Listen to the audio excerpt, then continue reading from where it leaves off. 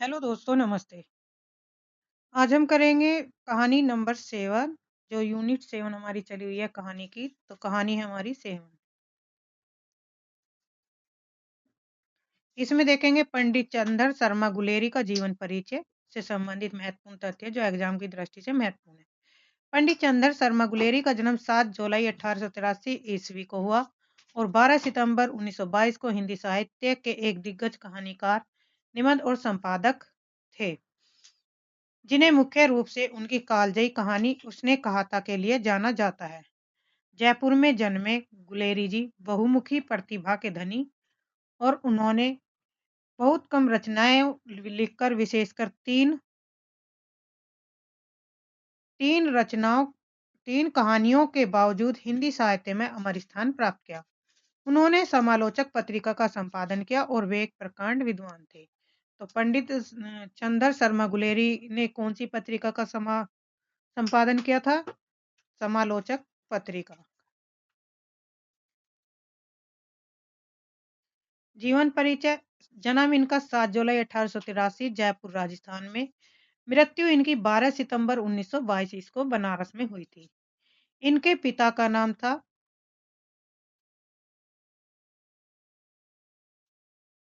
इनके पिता थे शिवराम शास्त्री। शिवराम शास्त्री और माता थी इनकी लक्ष्मी देवी।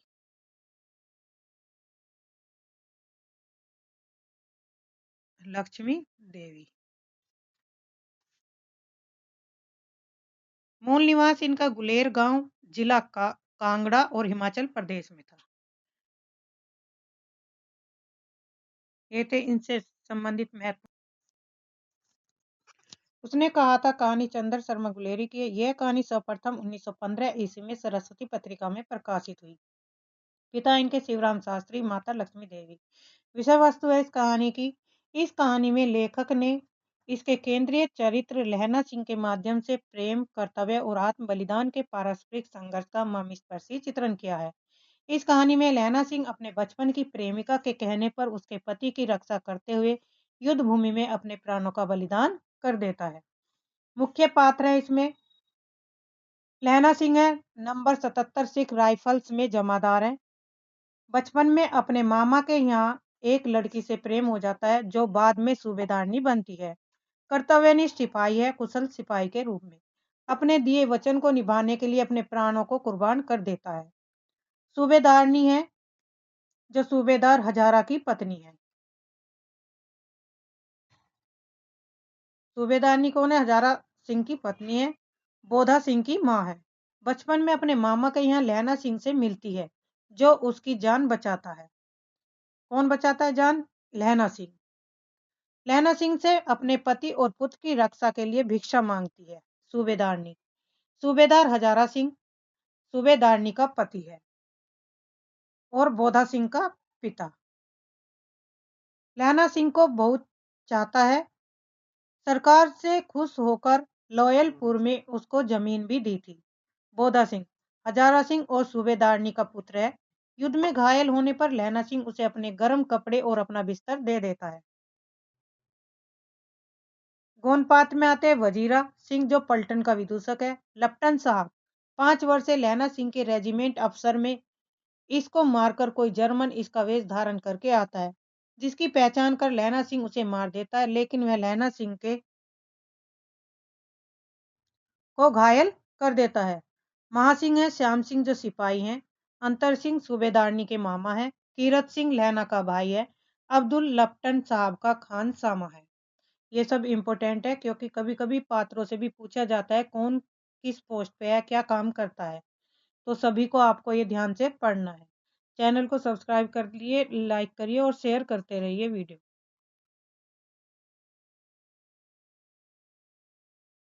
अब्दुल्ला लप्टन शाह का खानसामा है। पोलू राम है जो डाक बापू है, डाकिया है। तुर्की है जो एक मौलवी का कार्य करता है, मौलवी है। विशेष तथ्य महत्वपूर्ण पूर्व दीप्ति शैली फ्लैशबैक का इस कहानी में प्रयोग किया गया है। प्रेम के आदर्श स्वरूप का चित्रण किया गया। त्याग और वीरता की आदर्श कहानी है। प्रथम विश्व युद्ध की पृष्ठभूमि पर लिखी गई यह कहानी है। देश प्रेम की कहानी। वचनबद्धता और उस हेतु प्राणों के समर्पण की कहानी सैन्य जीवन एवं युद्ध की विभाषिका का चित्रण है। कौन कौन से स्थान इसमें आते हैं? स्थान है अमृतसर, सबसे पहले नंबर अमृतसर। मगरे सूबेदारनी के घर का है, मांझे लहना के घर, गुरु बाजार लहना के मामा का घर। जगाधरी जहां लपटन साहब शिकार खेलने गए थे। लोयलपुर बर्निल जहां सूबेदार को सरकार ने खेत दिया था। लोयलपुर जो जगह है बर्लिन में, तो यहाँ पर सूबेदार को क्या दिया था? सरकार ने खेत दिया था, इनाम दिया था अच्छे कार्य के लिए। प्रमुख कथन है जो महत्वपूर्ण है। अब हम पूरी कहानी पढ़ेंगे, बाद में देखेंगे इन कथनों को। उसने कहा था, चंद्र शर्मा गुलेरी। बड़े बड़े शहरों के इक्के गाड़ी वालों की जबान के कोड़ों से जिनकी पीठ छिल गई और कान पक गए, उनसे हमारी प्रार्थना है कि अमृतसर के बबू काट वालों की बोली का मरहम लगावे। जब बड़े बड़े शहरों की चौड़ी सड़कों पर घोड़े की पीठ चाबुक के धुनते हुए इक्के वाले कभी घोड़े की नानी से अपना टिकट संबंध स्थिर करते हैं, कभी राह चलते पैदलों की आंखों के न होने पर तरस खाते हैं, तो कभी उनके पैरों की अंगुलियों के पोरों को चीत कर अपने ही को सताया हुआ बताते हैं और संसार भर की गिलानी, निराशा, क्षोभ के अवतार बने नाक की सीध में चले जाते हैं। तब अमृतसर में उनकी बरादरी वाले तंग चक्करदार गलियों में हर एक लड्डी वाले के लिए ठहर कर सब्र का समुद्र उमड़ा।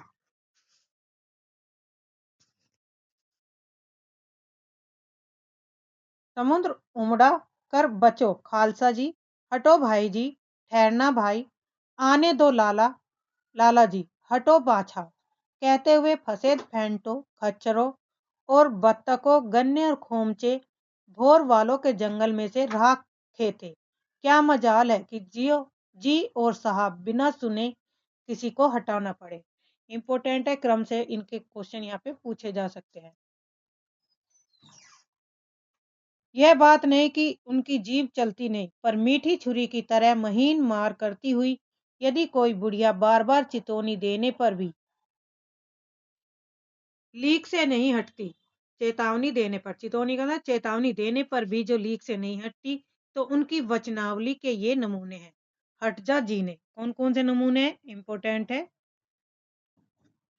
हट जा जीने जोगिए, हट जा कमर कर्मा वालिए, हट जा पूता प्यारिए, बच जा लंबी वालिए।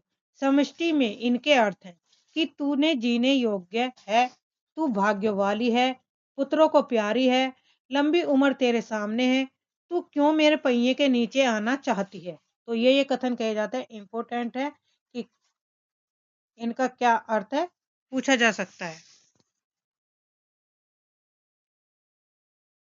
ऐसे बरबू कार्ट वालों के बीच में होकर एक लड़का और एक लड़की चौक की एक दुकान पर आ मिले। उसके बालों और उसके ढीले सुखनों से जान पड़ता था कि दोनों सिख हैं। वह अपने मामा के केस धोने के लिए दही लेने आया था और यह रसोई के लिए बढ़िया। दुकानदार एक परदेसी से गुथ रहा था जो शेर भर गीले पापड़ों की गड्डी को गिने बिना हटता न था। तेरे घर कहाँ है? मगरे में। और तेरे? मांझे में। यह यहाँ कहाँ रहती है? अब लहना सिंह और सूबेदारनी की यहाँ पे बातें हो रही है बचपन में। दोनों अपने मामा के आए हुए थे, तो दोनों आपस में बात कर रहे हैं, भाई तेरा घर कहाँ है? तो वो कहता है मगरे में। तो तेरा कहाँ, तू कहाँ रहती है? मांझे में।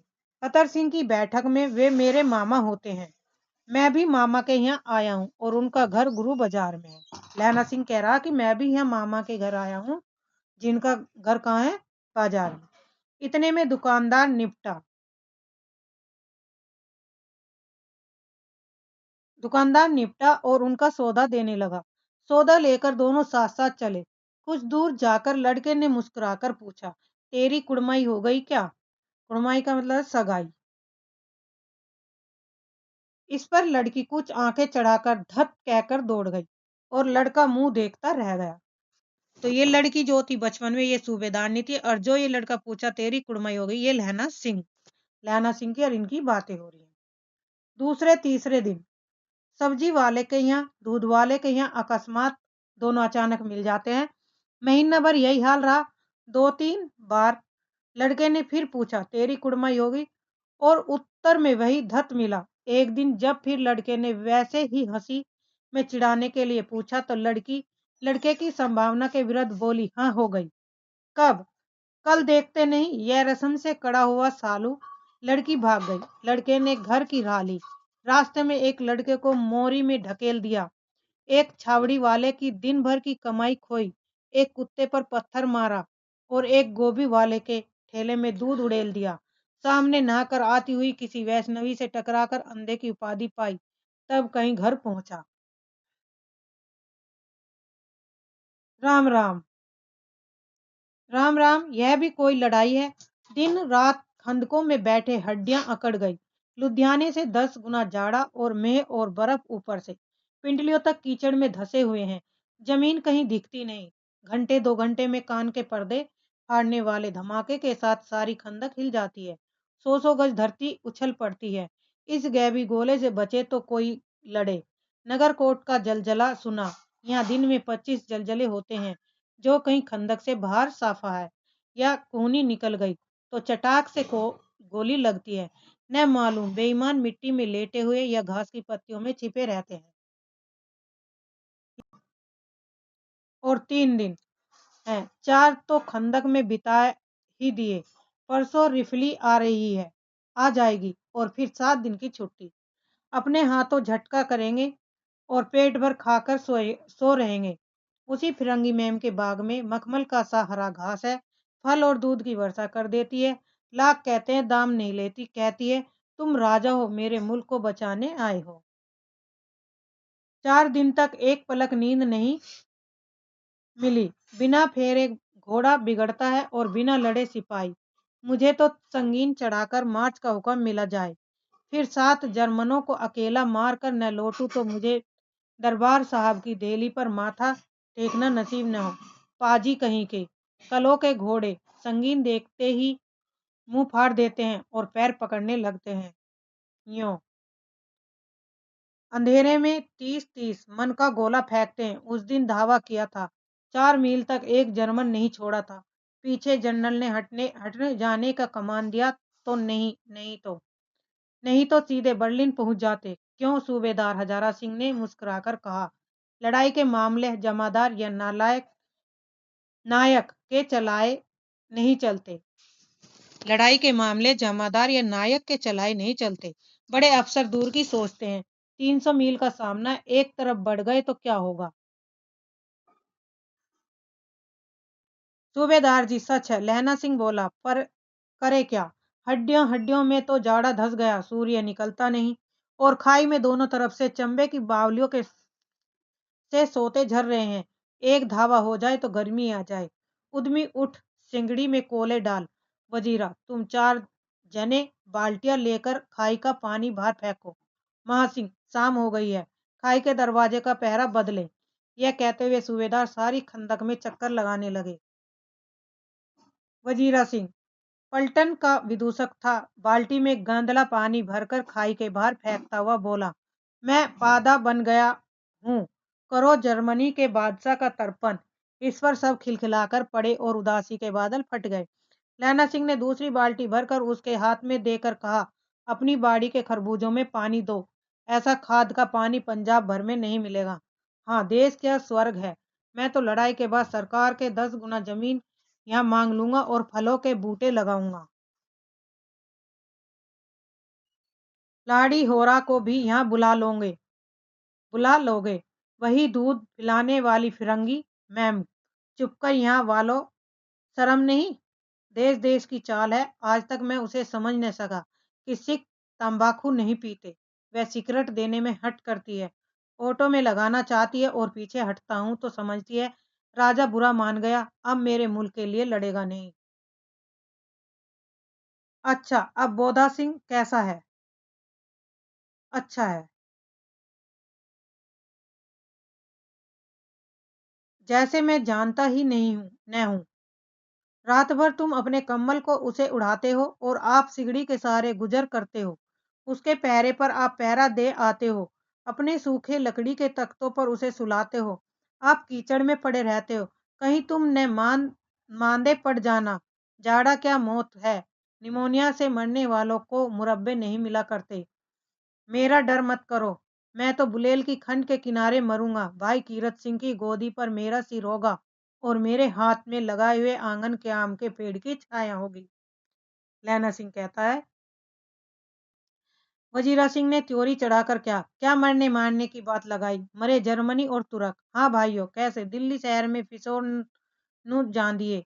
कर लेना लोंगा दा व्यापार मड़िए, कर लेना नहाड़े दा सौदा अड़िए, आए लाना चटाका कुंदेनु। ये पंक्तियां हैं, इंपॉर्टेंट है, एग्जाम में पूछी जाती है। इन पंक्तियों को याद कर लेना कि किस कहानी से ली गई है। तो चंद्र शर्मा की गुलेरी द्वारा रचित उसने कहा था से। ओए लाना चटकाए कंदवे ना, कंदू बनाया वे मजेदार गोरिये, हुन लाना चटका कदवे नु।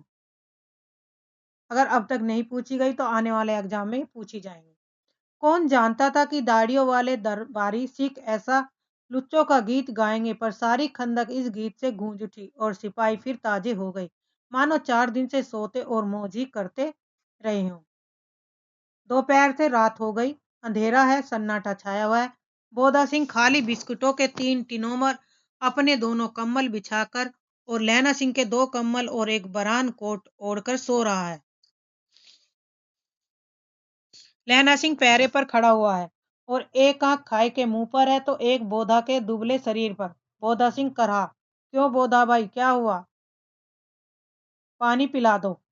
लहना सिंह ने कटोरा उसके मुंह से लगाकर पूछा। कहो कैसे हो? पानी पीकर बोधा बोला। कंपनी छूट रही है, रोम रोम में तार दौड़ रहे हैं, दांत बज रहे हैं। अच्छा, मेरी जर्सी पहन लो। और तुम? मेरे पास सिगड़ी है और मुझे गर्मी लगती है, पसीना आ रहा है। ना, मैं नहीं पहनता, 4 दिन से तुम मेरे लिए। हाँ, याद आई, मेरे पास दूसरी गर्म जर्सी है, आज सवेरे ही आई है, विलायत से बुन बुन कर भेज रही है मेमे, गुरु उनका भला करे। यूं कहकर लहना अपना कोट उतारकर जर्सी उतारने लगा। सच कहते हो और और नहीं झूठ। यूं कहकर ना ही करते बोधा को उसने जबरदस्ती जर्सी पहना दी। किसने? लहना सिंह ने। और आप खाकी कोट और जीन का कुर्ता पहनकर पैरे पर आ खड़ा हुआ। मेम की जर्सी की कथा केवल कथा थी, इसमें कोई सच्चाई नहीं थी। आधा घंटा बीता, इतने में खाई के मुंह से आवाज आई, सूबेदार हजारा सिंह। कौन? लपटन साहब। हुकुम हजूर, कहकर सूबेदार तनकर फौजी सलाम करके सामने हुआ। देखो, इसी दम दावा करना होगा, मील भर की दूरी पर पूरब के कोने में एक जर्मन खाई है, उसमें 50 से ज्यादा जर्मन नहीं है। इन पेड़ों के नीचे नीचे 2 खेत काट कर रास्ता है, 3-4 घुमाव है, जहाँ मोड़ है, वहां 15 जवान खड़े कर आया हूँ। तुम यहाँ 10 आदमी छोड़कर सबको साथ ले ले, उनसे जा मिलो, खंदक छीनकर वहीं, जब तक दूसरा हुक्म न मिले डटे रहो। हम यहाँ रहेंगे, जो हुक्म।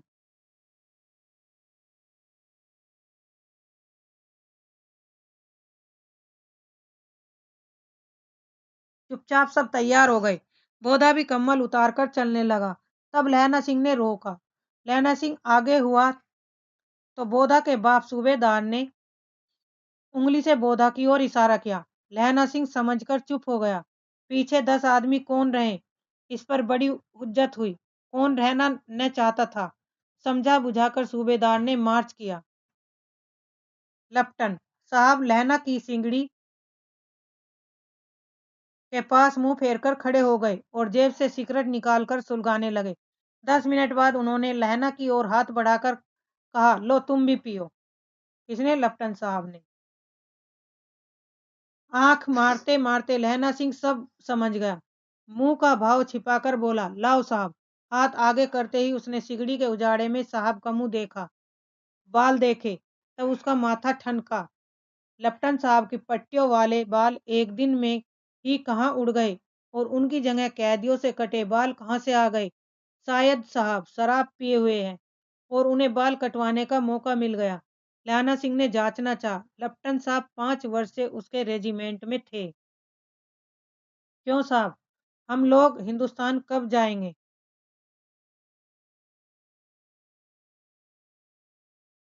लड़ाई खत्म होने पर। क्यों, क्या यह देश पसंद नहीं? नहीं साहब, शिकार के वे मजे यहाँ कहाँ। याद है 5 साल नकली लड़ाई के पीछे हम आप जगाधारी जिले में शिकार करने गए थे। हाँ हाँ, वहीं जब आप खोते पर सवार थे और आपका खानसामा अब्दुल्ला रास्ते के एक मंदिर में जल चढ़ाने को रह गया था। बेशक पाजी कहीं का। सामने से वह नील गाय निकली कि ऐसी बड़ी मैंने कभी न देखी थी, और आपकी एक गोली कंधे में लगी और पट्टे में निकली। ऐसे अफसर के साथ शिकार खेलने में मजा है क्यों साहब। शिमले से तैयार होकर उस नील गाय का सिर आ गया था न। आपने कहा था कि रेजिमेंट की मेंस में लाएंगे। हाँ, पर मैंने वह विलायत भेज दिया। ऐसे बड़े बड़े सींग 2-2 फुट के तो होंगे। पीता हूँ साहब, दियाई सलाई ला ले आता हूँ, कहकर लैना सिंह खंदक में घुसा। अब उसे संदेह नहीं रहा था। उसने झटपट निश्चय कर लिया कि क्या करना चाहिए। अंधेरे में किसी सोने वाले से वह टकराया। कौन? वजीरा सिंह। हाँ, क्यों लैना? क्या कयामत आ गई? जरा तो आंख लगने दी होती। होश में आओ, कयामत आ गई है। लेफ्टिनेंट साहब की वर्दी पहनकर आई है। क्या? लेफ्टिनेंट साहब?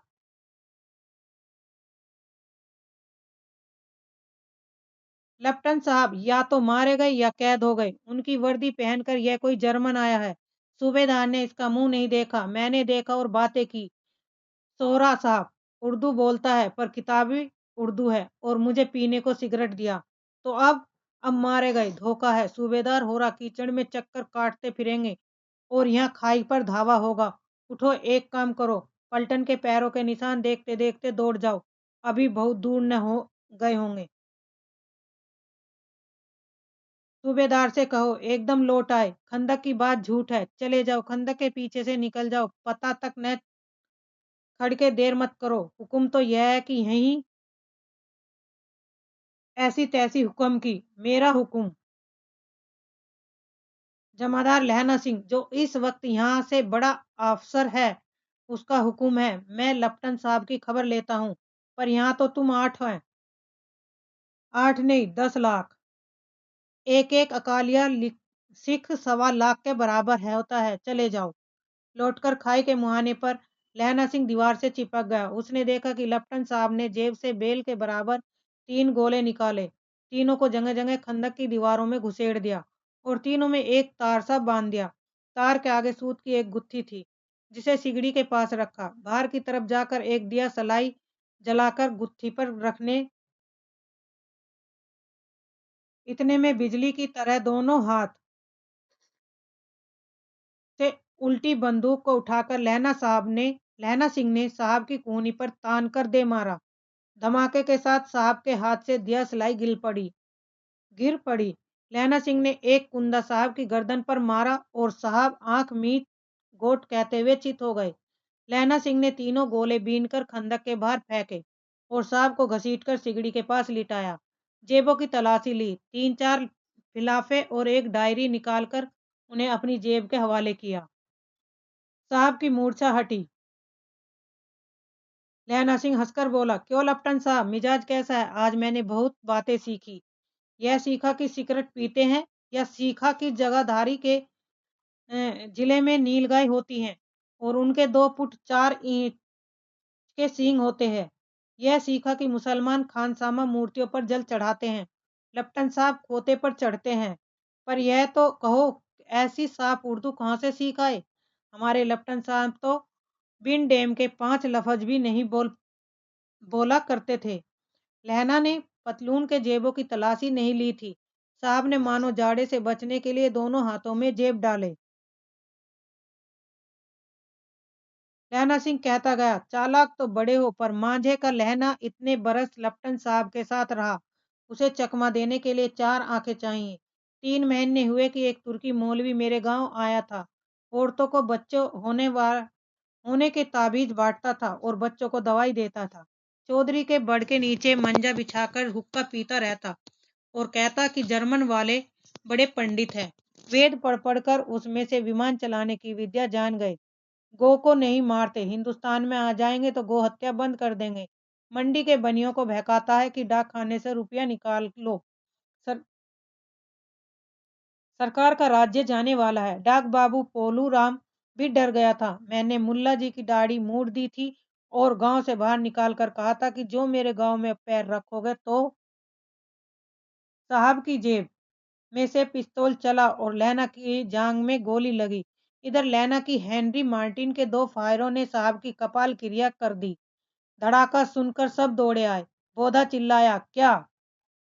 लैना सिंह ने उसे यह कहकर सुला दिया कि एक हड़का हुआ कुत्ता आया, मार दिया और औरों से सब हाल कह दिया। सब बंदूकें लेकर तैयार हो गए। लहना ने साफा फाड़कर घाव के दोनों तरफ पट्टियां कसकर बांधी। घाव मांस में ही था। पट्टियों के कसने से लहू निकलना बंद हो गया। इतने में 70 जर्मन चिल्लाकर खाई में घुस पड़े। सिखों की बंदूकों की बाढ़ ने पहले धावे को रोका, दूसरों को रोका, पर यहाँ से 8 लहना सिंह तक तक मार रहा था। वह खड़ा था और लेटे हुए थे और वे 70 अपने मुर्दा भाइयों के शरीर पर चढ़कर जर्मन आगे घुसते आते। थोड़े सी मिनटों में से अचानक आवाज आई, वाह गुरुजी की फतह, वाह गुरुजी का खालसा, और धड़ाधड़ बंदूकों की फायरें जर्मनों की पीठ पर पड़ने लगी। ऐन मौके पर जर्मन 2 चक्की के पाटों के बीच में आ गए। पीछे से सूबेदार हजारा सिंह के जवान आग बरसाते और सामने से लहना सिंह सिंह के साथियों के संगीन चल रहे थे। पास आने पर पीछे वालों ने भी संगीन पिरोना शुरू कर दिया। एक किलकारी और अकाल सिक्खा दी फौज आई। वाह गुरुजी फतेह, वाह गुरुजी का खालसा, सत श्री अकाल पुरुष। और लड़ाई खत्म हो गई। 63 जर्मन या तो खेत रहे थे या करा रहे थे। सिखों में 15 के प्राण गए। सूबेदार के दाहिने कंधे में से गोली आर पार निकल गई। लहना सिंह की पसली में एक गोली लगी। उसने घाव को खंदक की गीली मिट्टी से पूरा लिया और बाकी का साफ कसकर कमरबंद की तरह लपेट लिया। किसी को खबर तक न हुई कि लहना सिंह को दूसरा घाव भारी घाव लगा है। लड़ाई के समय चांद निकल आया। ऐसा चांद जिसके प्रकाश से संस्कृत कवियों का दिया हुआ छई नाम सार्थक होता है। और हवा ऐसी चल रही थी जैसे बाण भटकी भाषा में दंत वीणोपदेशाचार्य जैसे दंत वीणो उपदेशाचार्य कहलाती है। वजीरा सिंह कह रहा था कि कैसे मन भर फ्रांस की भूमि मेरे बूटों से चिपक रही थी। जब मैं दौड़ा दौड़ा सूबेदार के पीछे गया था तो सूबेदार लहना सिंह से सारा हाल सुन और कागजात पाकर वे उसकी तुरंत बुद्धि को सराह रहे थे और कह रहे थे कि तू न होता तो आज सब मारे जाते। इस लड़ाई की आवाज में 3 मील दाहिनी ओर की खाई वालों ने सुन ली थी। उन्होंने पीछे टेलीफोन कर दिया था और वहां से झटपट 2 डॉक्टर 2 बीमार ढोने की गाड़ियां चली जो कोई 1.5 घंटे के अंदर आ पहुंची। फील्ड अस्पताल नजदीक था। सुबह होते होते वहां पहुंच जाएंगे। इसलिए मामूली पट्टी बांधकर एक गाड़ी में घायल लिटाए गए और दूसरी में लाशें रखी गई। सूबेदार ने लहना सिंह की जांग में पट्टी बंधवानी चाहिए, पर उसने यह कहकर टाल दिया कि थोड़ा सा घाव है, सवेरे देखा जाएगा। बोधा सिंह ज्वर से बर्रा रहा था। वह गाड़ी में लिटाया गया। लहना को छोड़कर सूबेदार जाते नहीं थे। यह देख लहना ने कहा, तुम्हें बोधा की कसम और सूबेदारनी जी की सौगंध, जो इस गाड़ी में न चले जाओगे। और तुम मेरे लिए वहां पहुंचकर गाड़ी भेज देना और जर्मन मुर्दों के लिए भी तो गाड़ियां आती होगी। मेरा हाल बुरा नहीं है। देखते नहीं मैं खड़ा हूं। वजीरा सिंह मेरे पास है। अच्छा। बोधा गाड़ी पर लेट गया। भला आप भी चढ़ जाओ। सुनिए तो, सूबेदारनी होरा को चिट्ठी लिखो।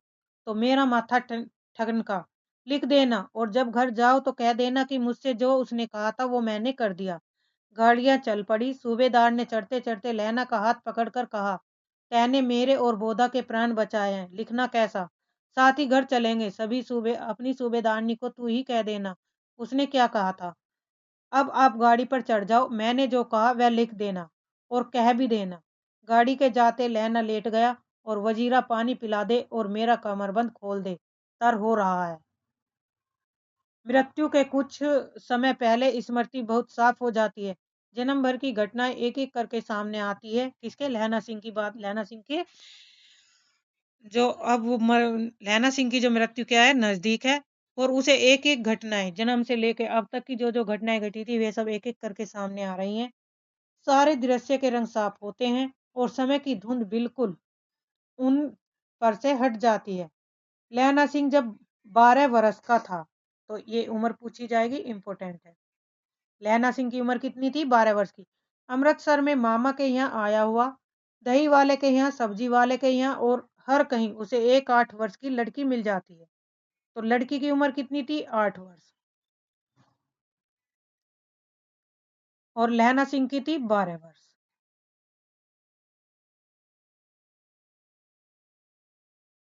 इंपॉर्टेंट है और एग्जाम में ये पूछे जाती है उम्र। तब वह धत कहकर भाग जाती है। एक दिन उसने वैसे ही पूछा तो उसने कहा, हाँ कल हो गई, देखते नहीं यह रेशम के फूलों वाला सालू। सुनते ही लहना सिंह को दुख हुआ, क्रोध हुआ। क्यों हुआ? वजीरा सिंह, पानी पिला दो। 25 वर्ष बीत गए। अब लहना सिंह जो थे नंबर 77 राइफल्स में जमादार हो गए थे। तो ये भी इम्पोर्टेंट है कि लहना सिंह कौन सी राइफल के थे? 77वें। उस 8 वर्ष की कन्या का ध्यान ही न रहा। न मालूम न वह कभी मिली या नहीं। 7 दिन की छुट्टी लेकर जमीन के मुकदमे की पैरवी करने वह अपने घर गया। वहां रेजिमेंट के अफसर की चिट्ठी मिली कि फौज लाम पर जाती है, फौरन चले आओ। साथ ही सूबेदार हजारा सिंह को की भी चिट्ठी मिली और मैं और बोधा सिंह भी लाम पर जाते हैं। लौटते हुए हमारे घर होते जाना, साथ ही चलेंगे। सूबेदार का गांव रास्ते में पड़ता है और सूबेदार उसे बहुत चाहता है। लहना सिंह सूबेदार के यहाँ पहुंचा। जब चलने लगे तो सूबेदार बेड़े में से निकल कर आया। बोला, लहना सिंह, लहना सूबेदारनी तुमको जानती है, बुलाती है, जा मिला। लहना सिंह भीतर पहुंचा। सूबेदारनी मुझे जानती है? कब से? रेजिमेंट के क्वार्टरों में तो कभी सूबेदार के घर के लोग रहे नहीं। दरवाजे पर जाकर मत्था टेकना कहा। असीम सुनी। लहना सिंह चुप। मुझे पहचाना नहीं? तेरी कुड़माई हो गई क्या? और धत कल हो गई, देखते नहीं रेशमी बाटों वाला साल अमृतसर में। भावों की टकराट से मूर्छा खुली, करवट बदली और पसली का घाव बह निकला। वजीरा, पानी पिला दो, उसने कहा था। स्वप्न चल रहा था। सूबेदारनी कह रही, मैंने तेरे को आते ही पहचान लिया। एक काम कहती हूँ, मेरे तो भाग फूट गए। सरकार ने बहादुरी का खिताब दिया, लोयलपुर में जमीन दी, आज नमक हलाली का मौका भी आया। पर सरकार ने हम तीमियों की एक घगरिया पलटन क्यों न बना दी, जो मैं भी सूबेदार जी के साथ चली जाती। एक बेटा है फौज में भर्ती हुए, उसे 1 बरस हुआ है। अब सूबेदारनी बता रही है लहना सिंह को कि एक बेटा है, वो भी फौज में भर्ती हो गया और उसे 1 वर्ष हो गया और उसके पीछे 4 और हुए, पर एक भी नहीं जिया। सूबेदारनी रोने लगी। अब दोनों जाते मेरे भाग। तुम्हें याद है, एक दिन तांगे वाले का घोड़ा दही वाले की दुकान के पास बिगड़ गया था। तुमने उस दिन मेरे प्राण बचाए थे। आप घोड़े की लातों में चले गए थे और मुझे उठाकर दुकान के तख्ते पर खड़ा कर दिया था। ऐसे ही इन दोनों को बचाना, यह मेरी भिक्षा है और तुम्हें आगे आंचल फराजती हूँ। यानी कि मैं तुम्हारे आगे अपना आंचल पसारती हूँ। रोती रोती सूबेदारनी ओबरी में चली गई। लहना भी आंसू पोंछते हुए बाहर आया और वजीरा सिंह से कहा, पानी पिला दो, उसने कहा। लहना सिंह का सिर अपनी गोद में रखे वजीरा सिंह बैठा, जब मांगता तब पानी पिला देता। आधे घंटे तक लहना सिंह चुप रहा, फिर बोला, कौन? कीरत सिंह। वजीरा ने कुछ समझकर कहा, हाँ भैया, मुझे और ऊंचा कर ले, अपने पट्टे पर मेरा सिर रख लो। वजीरा ने वैसे ही किया। हाँ अब ठीक है, पानी पिला दो। बस अब के हाड़ में यह आम खूब फलेगा। चाचा भतीजा दोनों यहीं बैठकर आम खाना। जितना बड़ा तेरा भतीजा है उतना ही यह आम। जिस महीने उसका जन्म हुआ था उसी महीने मैंने इसे लगाया था। वजीरा सिंह के आंसू टप टप टपक रहे थे। कुछ दिन पीछे लोगों ने अखबारों में पढ़ा कि फ्रांस और बेल्जियम की 68वीं सूची मैदान में घाव से मरा नंबर 77 सिख राइफल्स जमादार लहना सिंह। यानी कि अब लहना सिंह की क्या हो गई थी? मृत्यु हो गई थी। प्रमुख उदाहरण या महत्वपूर्ण कथन जो क्रम से इसमें दिए गए हैं कहानी से संबंधित। बड़े बड़े शहरों के इक्के गाड़ी वालों की जबान के कोड़ों से जिनकी पीठ छिल गई और कान पक गए, उनसे हमारी प्रार्थना है कि अमृतसर के बम्बू काट वालों की बोली का मरहम लगावे। पहला कथन। दूसरा है, हट जा जीने जोगिए, हट जा कमर वालिए, हट जा पूता प्यारिए, बच जा लंबी उम्र वालिए। समष्टि में इनके अर्थ, जितने भी ये शब्द कहे गए हैं, अब इनका अर्थ है कि तू जीने योग्य है, तू भाग्य वाली है, तू पुत्रों की प्यारी है, लंबी उम्र तेरे सामने है, तू क्यों मेरे पहिए के नीचे आना चाहती है, बच जा। तो ये सारे क्रम से याद करना है, इम्पोर्टेंट है। क्रम से याद करना है इनका कि तू जीने वाली योग्य, तू भाग्य वाली, तू पुत्रों की प्यारी, लंबी उम्र तेरे सामने, तू क्यों मेरे पहिए के नीचे आना चाहती है, बच जा। तीसरा कथन है, लड़के ने मुस्कुराकर पूछा। अब यहाँ लड़का कौन है? लहना सिंह। तेरी कुड़माई हो गई? लड़की से पूछा। इस पर लड़की कुछ आंखें चढ़ाकर धत कहकर दौड़ गई और लड़का मुंह देखता रह गया। फिरंगी मेम फल और दूध की वर्षा कर देती है, लाख कहते हैं दाम नहीं लेती, कहती है तुम राजा हो, मेरे मुल्क को बचाने आए हो। बिना फेरे घोड़ा बिगड़ता है और बिना लड़े सिपाही। लड़ाई के मामले में जमादार और नायक के चलाए जाने नहीं चलते। बड़े अफसर दूर की सोचते हैं। 300 मील का सामना एक तरफ बढ़ गए तो क्या होगा? हाँ, देश क्या स्वर्ग है नरक। मैं तो लड़ाई के बाद सरकार से 10 गुमा जमीन यहाँ मांग लूंगा और फलों के बूटे लगाऊंगा। जैसे मैं जानता ही न हूँ, रात भर तुम अपने कम्बल उसे उड़ाते हो और आप सिगड़ी के सहारे गुजर करते हो। उसके पहरे पर आप पहरा देते हो। अपने सूखे लकड़ी के तख्तों पर उसे सुलाते हो। आप कीचड़ में पड़े रहते हो। कहीं तुम न मांदे पड़ जाना। कहीं तुम न मांदे पड़ जाना, मन पड़ जाना। जाड़ा क्या मौत है और निमोनिया से मरने वालों के मुरब्बे नहीं मिला करते। मेरा डर मत करो, मैं तो बुलेल की खंड के किनारे मरूंगा भाई। कीरत सिंह की गोदी पर मेरा सिर होगा और मेरे हाथ के लगाए हुए आंगन के आम के पेड़ की छाया होगी। लहना सिंह कह रहा है कि मैं तो कि मेरी मेरी मुझे मेरा डर मत करो, मेरी फिक्र मत करो। मैं तो बुलेल की खंड के किनारे मरूंगा और भाई कीरत सिंह की गोदी में सिर रखकर मरूंगा। मेरे हाथ के लगाए हुए आंगन के आम के पेड़ की छाया होगी।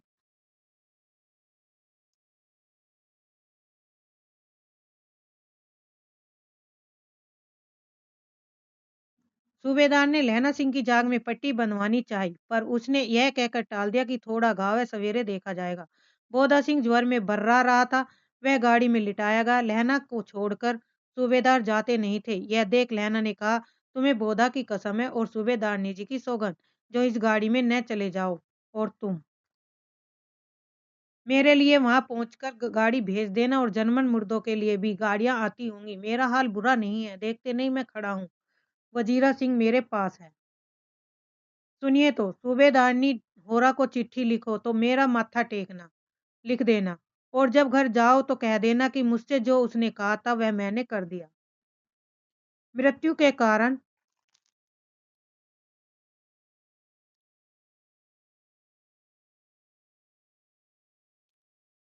मृत्यु के कुछ समय पहले स्मृति बहुत साफ हो जाती है। जन्म भर की घटनाएं एक एक करके सामने आती है।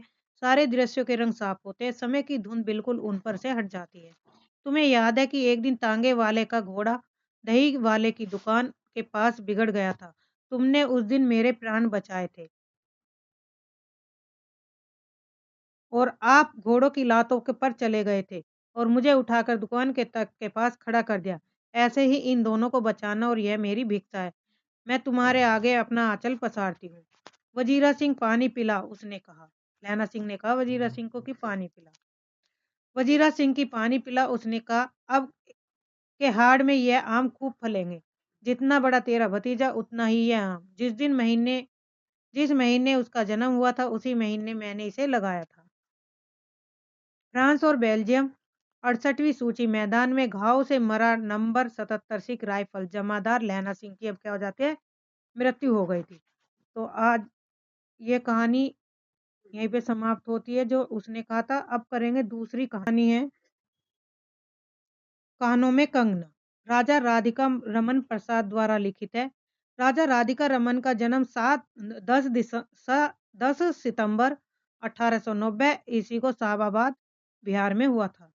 तो राधिका रमन प्रसाद जी का जन्म हुआ था 10 सितंबर 1890 ईस्वी को साबाबाद बिहार में, मृत्यु इनकी 24 मार्च 1971 सूर्यपुरा नामक जगह पर हुआ था। पृष्ठभूमि है, यह कहानी है हिंदू पत्रिका में 1913 ईस्वी में प्रकाशित हुई। कानों में कंगना। कहानी का नायक नरेंद्र और अपनी आप बीती लिख रहा है। आत्मकथा तक कहानी है। विषय वस्तु है कहानी की, केंद्रीय पात्र और कथावाचक नरेंद्र का किरण से प्रेम और विवाह, फिर किन्नरी के सौंदर्य से वशीभूत हो प्रेम विमुख हो जाने और अंत में किरण के प्रण त्याग के समय वास्तविकता के एहसास होने की कहानी है।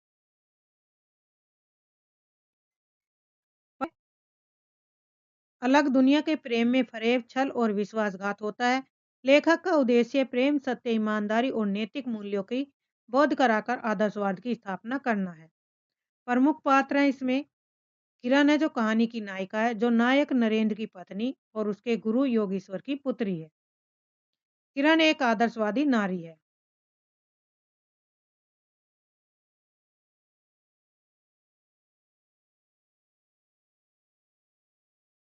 नायिका की सुंदरता की तुलना लेखक ने प्रकृति से की है। आकाश में तारों को देखा या उन जगमग आंखों को देखा, बात एक ही थी। इम्पोर्टेंट है।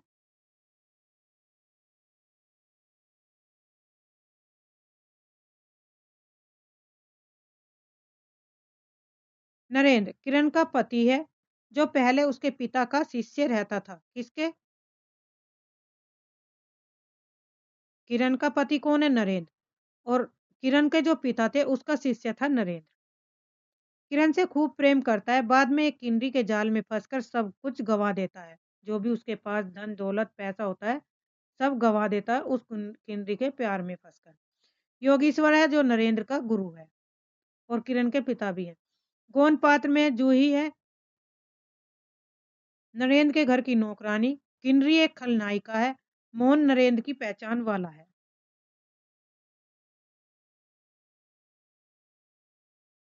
अत्यंत ही अलंकारिक और क्लिष्ट भाषा है। इसमें दो स्थानों की चर्चा की गई है, ऋषिकेश और मुरादाबाद। भोली भाली स्त्री की पीड़ा का मौन वर्णन है, गलत संगति का असर है। प्रकृति की खूबसूरती और सौंदर्य का वर्णन है, आत्मग्लानि और पश्चाताप का इसमें बोध होता है। किसे? नरेंद्र को। अब पढ़ते हैं कहानी, पूरी कहानी पढ़ेंगे उसके बाद देखेंगे फिर महत्वपूर्ण। कानों में कंगना कहानी है राजा राधिका रमन प्रसाद द्वारा रचित। किरण, तुम्हारे कानों में क्या है? अब किरण की और नरेंद्र की बातें चल रही हैं। उसके कानों से चंचल लट को हटाकर कहा कंगना। अरे कानों में कंगना? सचमुच दो कंगन कानों को घेर कर बैठे थे। हाँ, तब कहाँ पहनूं? किरण, अभी भोरी थी। भोरी का मतलब भोली।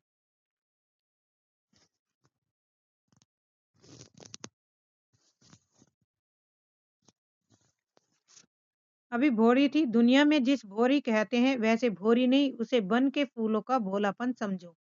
नवीन चमन के फूलों की भंगी नहीं, विविध खाद्य रस से जिनकी जीविका है।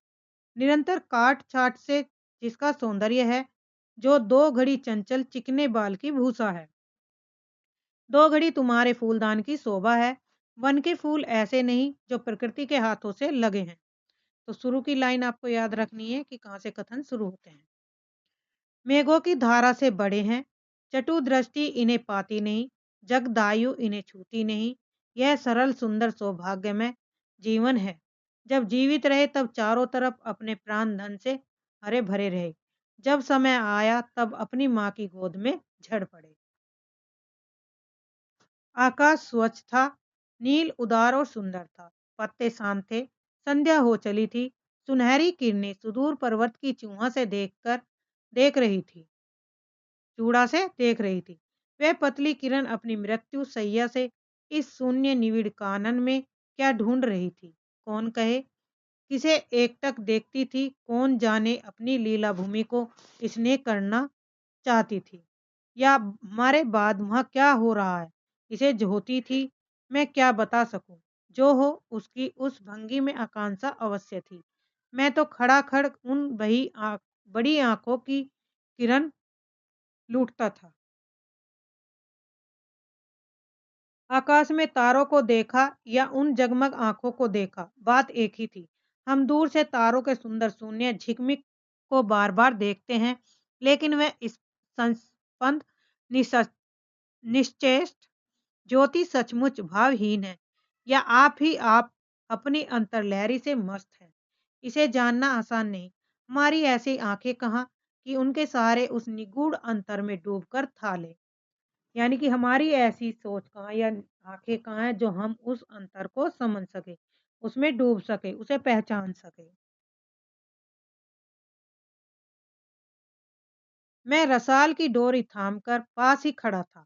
वह बालों को हटाकर कंगन दिखाने की भंगी प्राणों में रह रहकर उठती थी। जब माखन चुराने वाले ने गोपियों के सर के मटके को तोड़कर उनके भीतर कीले को तोड़ डाला, यहाँ नूर जहां के अचल से कबूतर को उड़ाकर शाहजहां के कठोर हृदय की धज्जियां उड़ा दी। फिर नदी के किनारे बसंत बल्लभ रसाल पल्लवों की छाया में बैठी किसी अप्रूप बालिका की यह सरल स्नग्ध भंगिमा एक मानव अंतर पर क्यों न दौड़े। किरण इन आंखों के सामने प्रतिदिन आती ही जाती थी। कभी आम के टिकोरे से आंचल भर लाती, तो कभी मोल सिरी के फूलों की माला बना ले लाती। इम्पोर्टेंट है कि क्रम से पूछा जा सकता है कि पहले क्या आया। कभी आम के टिकोरों से आंचल भर लाती, तो कभी मोल सिरी के फूलों की माला बना लाती।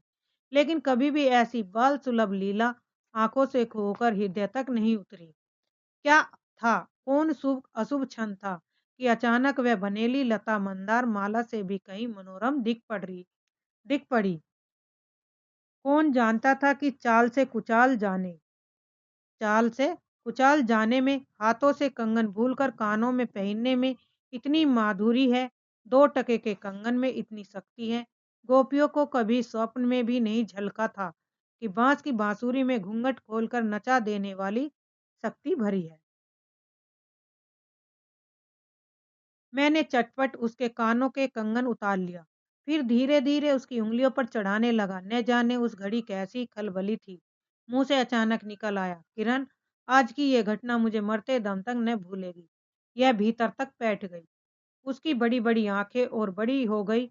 मुझे चोट सी लगी, पर मैं तत्क्षण ही योगीश्वर की कुटी की तरफ चला गया। यानी कि तत्काल ही योगीश्वर की कुटी की तरफ चला गया। प्राण भी उसी समय नहीं चल दिए। यही विस्मय था, यही आश्चर्य था। एक दिन था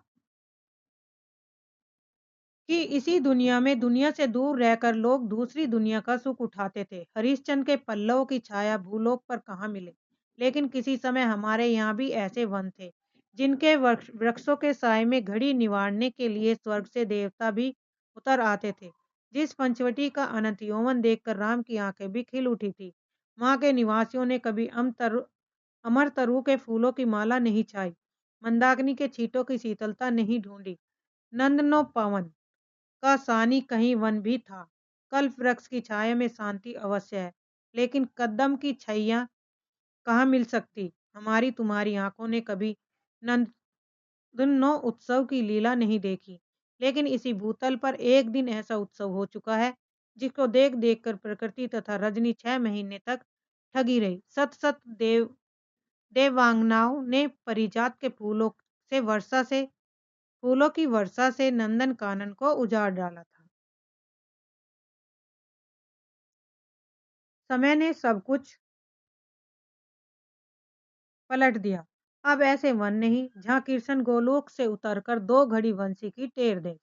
यानी कि अब ऐसे गोलोक नहीं, ऐसी गौशाला नहीं, ऐसी जगह नहीं जहाँ पे कृष्ण जी गोलोक से उतरकर 2 घड़ी भी, यानी कि 2 मिनट भी बंसी को बजा सके। ऐसे कुटीर नहीं जिनके दर्शन से रामचंद्र का भी अंतर प्रसन्न हो, या ऐसे मुनीस नहीं जो धर्म धुरंधर धर्मराज को भी धर्म में शिक्षा दे। यदि एक दो भूले भटके हो भी, तब अभी तक उन पर दुनिया का पर्दा नहीं उठा, जग माया की माया नहीं लगी। लेकिन वे कब तक बचे रहेंगे, लोग अपने यहाँ अलौकिक बातें कब तक होने देगा, भवसागर की जल तरंगों पर स्थिर होना कब संभव होगा। ऋषिकेश ऋषिकेश के पास एक सुंदर वन है। सुंदर नहीं, अपरूप सुंदर है। वह प्रमोद वन के विलास निकुंजों जैसा सुंदर नहीं। यानी कि वो कह रहा है कि ऋषिकेश के पास एक सुंदर वन तो है, लेकिन इससे सुंदर नहीं है। प्रमोद वन विलास निकुंजों जैसा सुंदर नहीं है।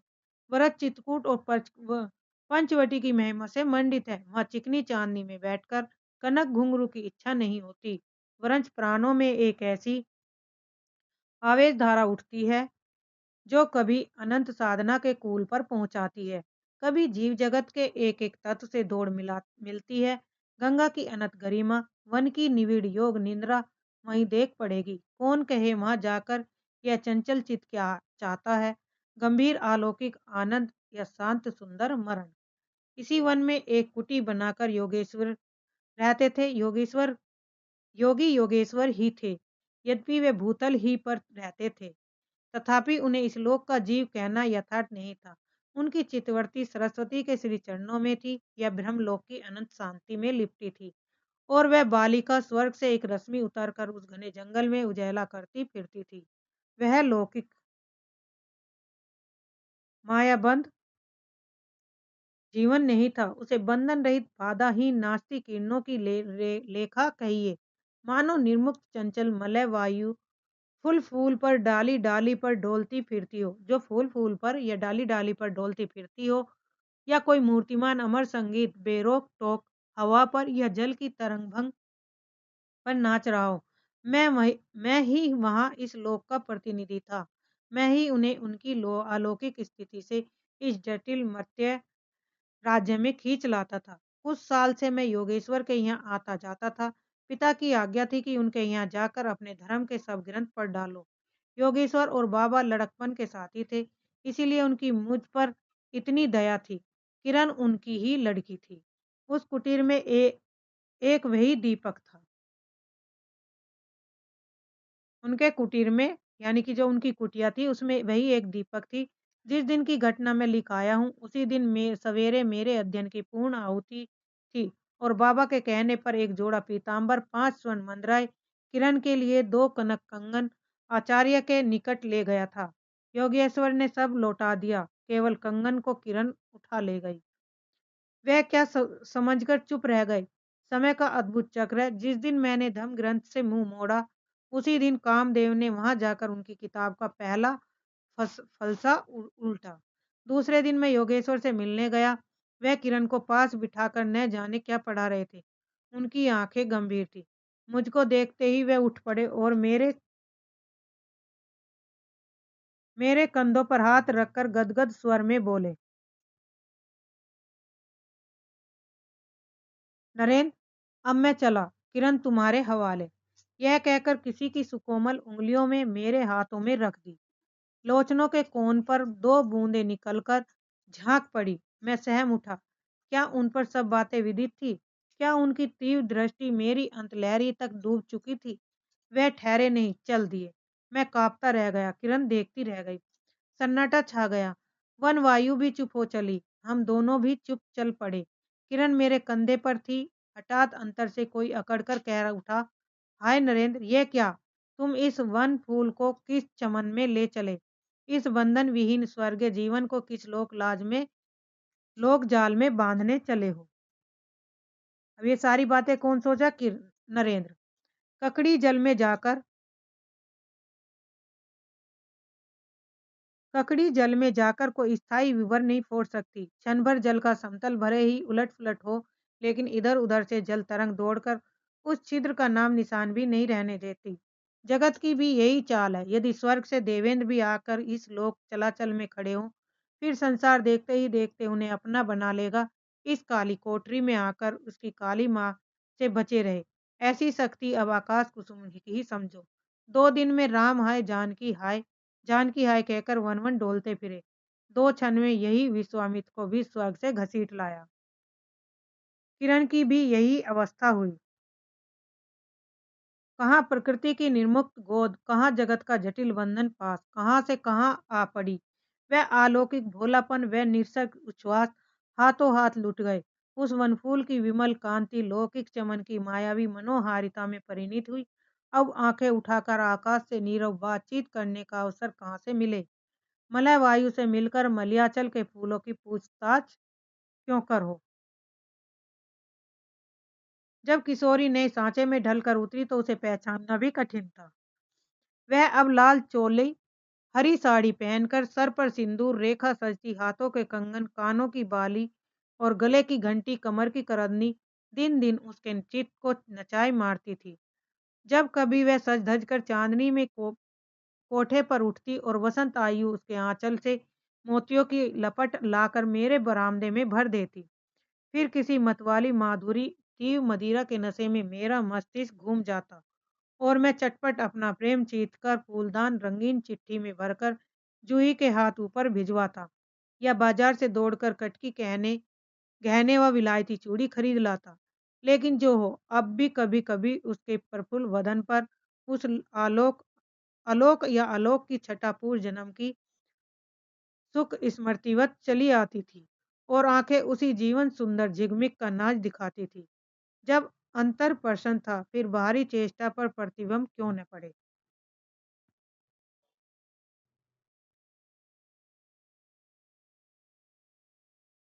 यूं ही साल 2 साल मुरादाबाद में कट गए। एक दिन मोहन के यहाँ नाच देखने गया तो वहां किन्नरी से आंखें मिली। मिली क्या, लीन हो गई। नवीन यौवन, कोकिल कंठा, चतुर चंचल चेष्टा, मायावी चमक। अब चित्त को चलाने के लिए और क्या चाहिए। किन्नरी सचमुच किन्नरी ही थी, नाचने वाली नहीं, नचाने वाली थी। पहली बार देखकर उसे इस लोक की सुंदरी समझना दुस्तर था। एक लंपट जो लगती है किसी नशा सी चढ़ जाती। यारों ने मुझे और भी चढ़ा दिया। आंखें मिलती मिलती मिल गई, हृदय को भी साथ साथ घसीट ले गई। फिर क्या था, इतने दिनों की धर्म शिक्षा, सत सत सत वत्सर की पूज्य लक्ष्मी, बाप दादों की कुल प्रतिष्ठा, पत्नी से पवित्र प्रेम, एक एक करके उस प्रतीप्त वासना कुंड में भस्म होने लगी। और अग्नि भी और भी बढ़ती गई। किन्नरी की चिकनी दृष्टि, चिकनी बातें घी बरसाती रही। घर बार सब जल उठा, मैं निरंतर जलने लगा। लेकिन ज्यो ज्यो ज्यो जलता गया और जलने की इच्छा जलती गई, जलाती गई। 5 महीने कट गए, नशा उतरा नहीं। बनारसी साड़ी, पारसी जैकेट, मोती का हार, कटकी कर्णफूल, सब कुछ लाकर उस मायाकारी के अलरक्त रंजित चरणों में रख दिया। इम्पोर्टेंट है यहाँ से ये, मतलब क्या क्या लाकर रखा तो क्रम से याद करना है इन्हें। किरण हेमंत की मालती बनी थी, जिस पर एक फूल नहीं, एक पल्लव नहीं। घर की वधू क्या करती, जो अनंत सूत्र से बंधा था, जो अनंत जीवन का संगी था, वही हाथों हाथ पराये के हाथ बिक गया। फिर ये तो 2 दिन के चमक चमकी खिलौने हैं।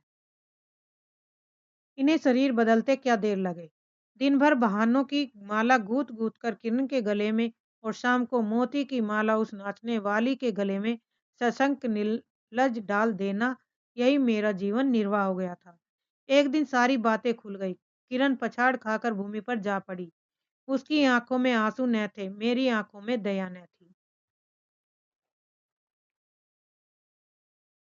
बरसात की वो रात, रिमझिम बूंदों की झड़ी थी। चांदनी मेघों से आंख मुंदोवल खेल रही थी। बिजली काले कपाट से बार बार झांकती थी, किसे चंचला चंचला देखती थी। बादल किस मरोड़ से रह रहकर चिल्लाते थे, इन्हें सोचने का मुझे अवसर नहीं था। मैं तो किंडी के दरवाजे से हताश लौटा था। आंखों के ऊपर न चांदनी थी न बदली थी। तीरशंकु के स्वर को जाते जाते बीच में ही टंगर किस दुख को उठाया। और मैं तो अपने स्वर के दरवाजे पर सर रखकर निराश लौटा था। मेरी वेदना क्यों न बड़ी हो। आज मेरी अंगुलियों में एक अंगूठी भी रहती तो उसे नजर कर उसके चरणों पर लौटता। घर पर आते ही जूही को पुकार उठी। जूही, किरण के पास कुछ भी बचा हो तब फौरन जाकर मांग लाओ। ऊपर से कोई आवाज नहीं आई। केवल सर के ऊपर से एक काला बादल कालांत चीत्कार के चिल्ला उठा। मेरा मस्तिष्क घूम गया। मैं तत्क्षण कोठे पर दौड़ा। सब संदूक झांके, जो कुछ मिला सब तोड़ डाला, लेकिन मिला कुछ भी नहीं। अलमारी में केवल मकड़े का जाला था। श्रृंगार बक्स में एक छिपकली बैठी थी। उसी दम किरण पर झपटा। पास जाते ही सहम गया। वह तकिए के सहारे निसाए निस्पंद लेटी थी। केवल चांद ने खिड़की से होकर उसे गोद में ले रखा था और वायु उस शरीर पर जल से भिगोया पंखा झूल रही थी। मुख पर एक अपरूप छटा थी। कौन कहे कहीं जीवन की शेष रश्मि क्षण भर वहीं अटकी हो। आंखों में एक जीवन ज्योति थी, शायद प्राण शरीर से निकलकर किसी आश्रय से वहां बैठ रहा था। मैं फिर पुकार उठा, किरण किरण, तुम्हारे पास कोई गहना भी रहा? हाँ, छीन कंठ की कांकली थी। कहाँ है, अभी देखने दो। उसने धीरे से घूंघट सरका कर कहा, वही कानों का कंगना। सर तकिए से ढल पड़ा, आंखें भी झिप गई। वह जीवंत रेखा कहाँ चली गई? क्या इतने ही के लिए अब तक ठहरी थी? आंखें मुख पर जा पड़ी। वही कंगन थे, वैसे ही कानों को घेर कर बैठे थे। मेरी स्मृति तड़ित वेग से नाच उठी। दुष्यंत ने अंगूठी पहचान ली, भूली शकुंतला उस पल याद आ गई। लेकिन दुष्यंत सौभाग्यशाली थे, चक्रवर्ती राजा थे। अपनी प्राण प्रिया को आकाश पाताल छान कर ढूंढ निकाला। मेरी किरण तो इस भूतल पर न थी, किसी भी तरह प्राण देकर भी पता पाता, परलोक से ढूंढ निकालो, ऐसी शक्ति दीनहीन मानव में कहाँ। चढ़ा नशा उतर पड़ा, सारी बातें सूझ गई, आंखों पर पट्टी खुल गई, खुल पड़ी। लेकिन हाय, खुली भी तो उस समय जब जीवन में केवल अंधकार ही रह गया। तो ये थी कहानी कानों में कंगना। अब हम करेंगे इससे महत्वपूर्ण इन्हें भी देखते हैं प्रमुख उदाहरण जो दिए गए। उसे वन के फूलों का भोलापन समझो, नवीन चमन के फूलों की भंगी नहीं, विविध खाद या रस से जिनकी जीविका है, निरंतर काट छाट से जिनका सौंदर्य है, जो दो घड़ी चंचल की चिकने बाल की भूसा है, दो घड़ी तुम्हारे फूलदान की शोभा है। वन के फूल ऐसे नहीं, प्रकृति के हाथों से लगे हैं, मेघों की धारा से बड़े हैं। चटुल दृष्टि इन्हें पाती नहीं, जगदायु इन्हें छूती नहीं। यह सरल सुंदर सौरभ में जीवन है। जब जीवित रहे तब चारों तरफ अपने प्राण धन से हरे भरे रहे। जब समय आया तब अपनी माँ की गोद में झड़ पड़े। सुनहरी किरणें सुदूर पर्वत की चूड़ा से देख रही थी। वह पतली किरण अपनी मृत्यु सैया से इस शून्य निविड़ कानन में क्या ढूंढ रही थी? कौन कहे किसे एक तक देखती थी, कौन जाने अपनी लीला भूमि को स्नेह करना चाहती थी, या हमारे बाद वहां क्या हो रहा है इसे ज्योति थी मैं क्या बता सकूं। हम दूर से तारों के सुंदर शून्य झिकमिक को बार बार देखते, लेकिन वह स्पंद निश्चय ज्योति सचमुच भावहीन है, या आप अपनी अंतर लहरी से मस्त है। इसे जानना आसान नहीं। हमारी ऐसी आंखें कहाँ कि उनके सारे उस निगूढ़ अंतर में डूबकर था ले। कौन किसका कथन है? नरेंद्र का। गोपियों को कभी स्वप्न में भी नहीं झलका था कि बांस की बांसुरी में घूंघट खोलकर नचा देने वाली शक्ति भरी है। नरेंद्र का ही कथन है, समय ने सब कुछ पलट दिया। अब ऐसे वन नहीं जहाँ कृष्ण गोलोक से उतरकर दो घड़ी वंशी की टेर दे, ऐसे कुटीर नहीं जिनके दर्शन से रामचंद्र का अंतर प्रसन्न हो, ऐसे मुनि नहीं जो धर्म धुरंधर धर्मराज को भी धर्म में शिक्षा दे। एक दो भूले भटके हों भी तो तब अभी तक उन पर दुनिया का पर्दा नहीं उठा। जगन माया की माया नहीं लगी, लेकिन वे कब तक बचे रहेंगे? लोक अपने यहाँ अलौकिक बातें कब तक होने देगा? भवसागर की जल तरंगों पर थिर होना कब संभव है? ककड़ी जल में जाकर कोई स्थायी विवर नहीं फोड़ सकती। क्षण भर जल का समतल भले ही उलट पुलट हो, लेकिन इधर उधर से जल तरंग दौड़कर उस छिद्र का नाम निशान भी नहीं रहने देती। जगत की भी यही चाल है। यदि स्वर्ग से देवेंद्र भी आकर इस लोक चलाचल में खड़े हों, फिर संसार देखते ही देखते उन्हें अपना बना लेगा।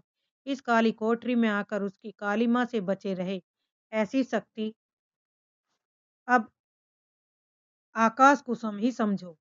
2 दिन में राम हाय जानकी कहकर वन वन डोलते फिरे। 2 क्षण में यही विश्वामित्र को भी स्वर्ग से घसीट लाया।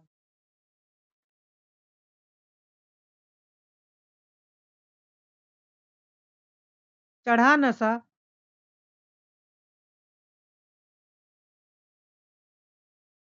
चढ़ा नशा उतर गया, उतर पड़ा, सारी बातें सूझ गई, आंखों पर पड़ी पट्टी खुल गई। लेकिन हाय, खुली भी तो उस समय जब जीवन में केवल अंधकार ही रह गया। तो यहाँ से जो भी कूट से संबंधित क्वेश्चन बनेंगे वे आपके कवर हो जाएंगे। आज के लिए इतना ही। धन्यवाद। चैनल को सब्सक्राइब करिए, लाइक करिए और शेयर करिए वीडियो को, ताकि आपको समय पर नोटिफिकेशन मिलती रहे।